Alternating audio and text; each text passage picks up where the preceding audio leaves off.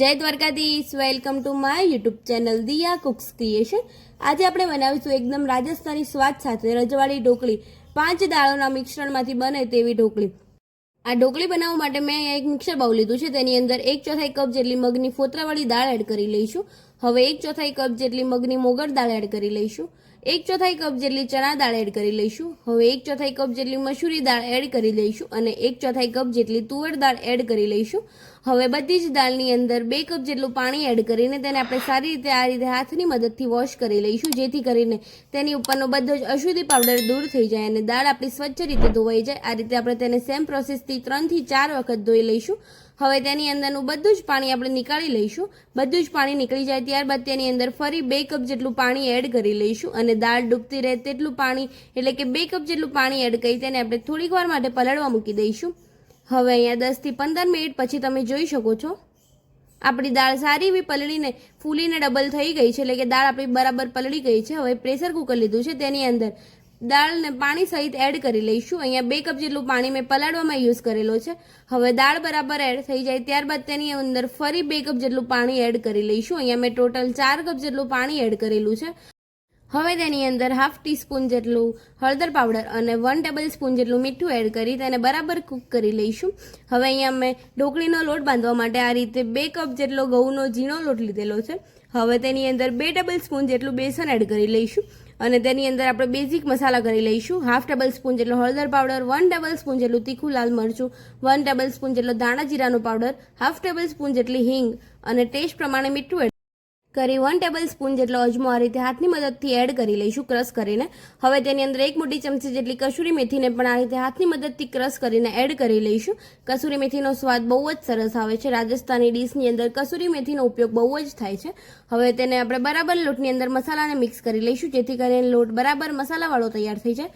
હવે તેની અંદર 2 મોટી ચમચી જેટલું તેલ એડ કરી લઈશું। મોણ માટે તમે ઘી પણ યુઝ કરી શકો છો, પરંતુ મેં અહીંયા તેલનું મોણ યુઝ કરેલું છે।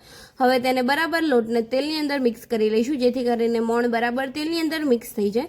હવે અહીંયા થોડીક વાર પછી તમે જોઈ શકો છો લોટની અંદર બધું જ તેલ આપણું બરાબર મિક્સ થઈ ગયું છે, તેનો કલર પણ ચેન્જ થઈ ગયો છે। આ રીતે 1 મુઠ્ઠી વડે તેટલું મોણ બરાબર પરફેક્ટ રીતે એડ થઈ ગયું છે। હવે તેની અંદર આ રીતે થોડુંક પાણી એડ કરીને આપણે તેની અંદરથી સારો એવો સોફ્ટ લોટ બાંધી લઈશું। વધારે પડતો સોફ્ટ કે વધારે પડતો હાર્ડ લોટ ન હોવો જોઈએ।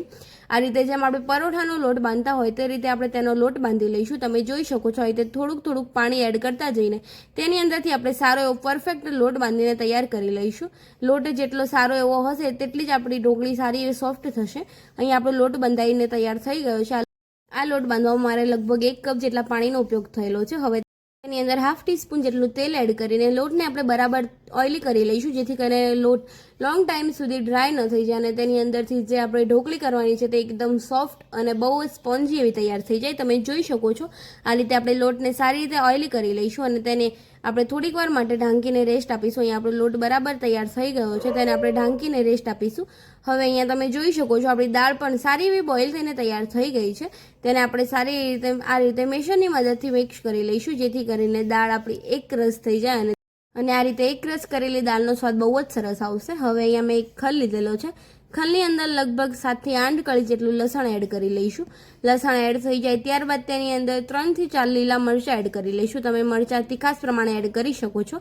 હવે તેની અંદર 1 ઇંચ જેટલો આદુનો કટકો એડ કરી લઈશું અને તેની અંદર 1 પિંચ જેટલું મીઠું એડ કરી તેને આપણે સારી રીતે ખાંડી લઈશું।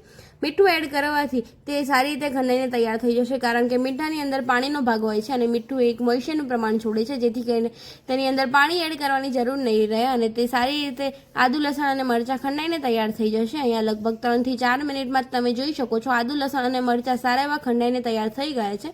અહીંયા આદુ લસણ અને મરચાંને આ રીતે ખાંડીને લેવાથી તેનો ટેસ્ટ બહુ જ સરસ આવશે।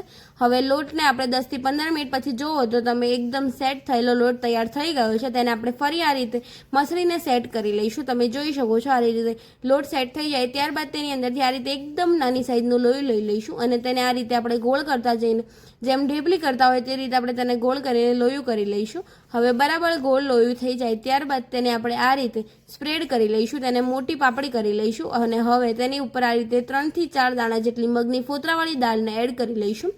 હવે તેને આપણે ફરી આ રીતે સ્પ્રેડ કરતા જઈને બરાબર પ્રેસ કરી તેની પોટલી વાળી લઈશું અને તેને ફરી આપણે આ રીતે 2 હથેળીની મદદથી તેને ગોળ કરી લઈશું. તમે જોઈ શકો છો.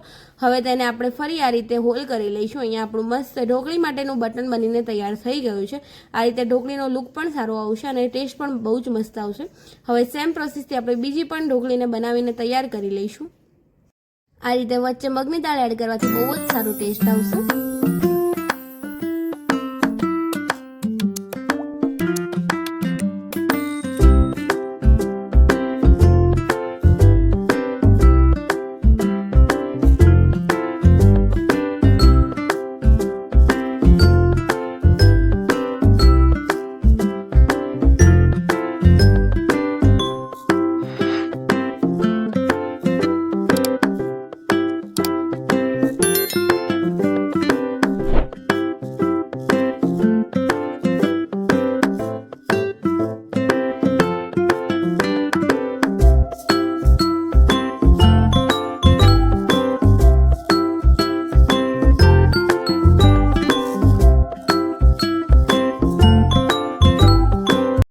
મેં બધી જ આ રીતે ઢોકળી બનાવીને તૈયાર કરી લીધી છે. હવે ઢોકળીને વઘારવા માટે મેં અહીંયા પ્રેશર કુકર ગરમ કરવા મૂકી દીધું છે. તેની અંદર લગભગ 3 થી 4 ટેબલ સ્પૂન જેટલું તેલ એડ કરી લઈશું અને હવે તેલને બરાબર ગરમ થવા દઈશું. તેલ ગરમ થઈ જાય ત્યારબાદ તેની અંદર 1 ટેબલ સ્પૂન જેટલી રાઈ એડ કરી લઈશું. રાઈ ફૂટી જાય ત્યારબાદ તેની અંદર 1/2 ટેબલ સ્પૂન જેટલું જીરું એડ કરી લઈશું.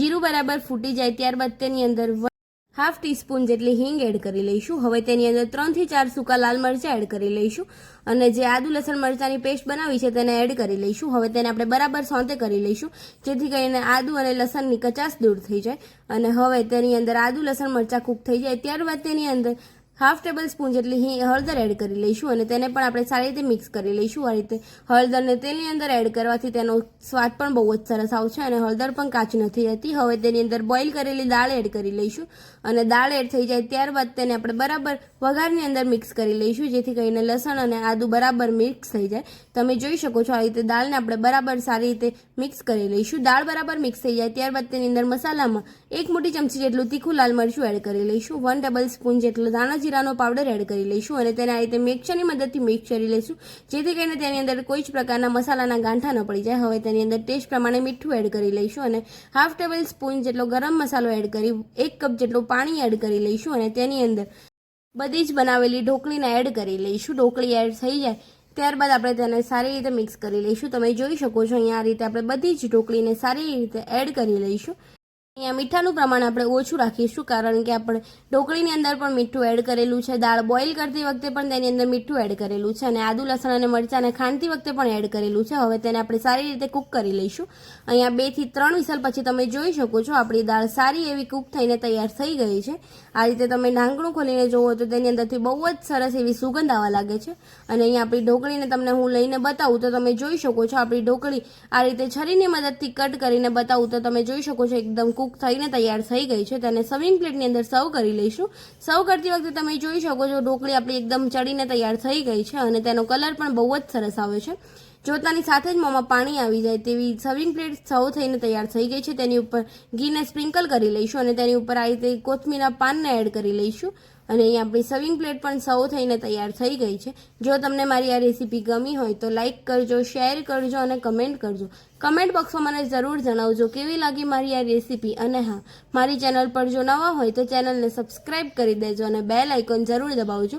જો તમે મારી રેસીપીને ફેસબુક પેજ પરથી જોતા હોય તો ફેસબુક પેજને પણ ફોલો કરી દેજો અને વિડીયોને લાઇક કરી દેજો જેથી કરીને મારી અવનવી રેસીપી તમને સૌથી પહેલાં જોવા મળે. મળીએ કોઈ નવી રેસીપી સાથે. ત્યાર સુધી બધાને જય દ્વારકાધીશ, જય શ્રી કૃષ્ણ.